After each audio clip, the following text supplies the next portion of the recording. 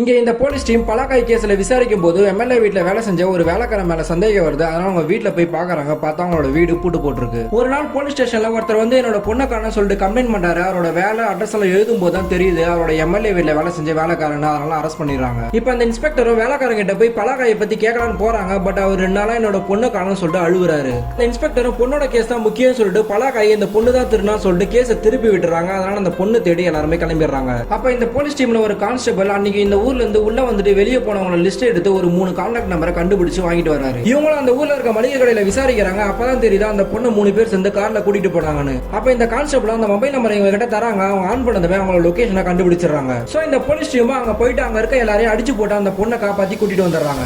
இப்பதான் அந்த எம்எல்ஏக்கு இவங்களால இவங்க பலாக்காயை தேடி போல அந்த பொண்ணை தான் தேடி போயிருக்காங்க தெரிய வருது. கடுப்பா வராரு. ஆனா அங்க இருக்க எல்லாருமே இவங்களை பாராட்ட ஆரம்பிச்சிடறாங்க. கடைசியில பார்த்தா தான் தெரியுது 2 குரங்குங்க அந்த எம்எல்ஏ வீட்டோட பலாக்காயை திருடி அவங்க வீட்டு மேலேயே உட்காந்து சாப்பிட்டுட்டு இருக்குங்க.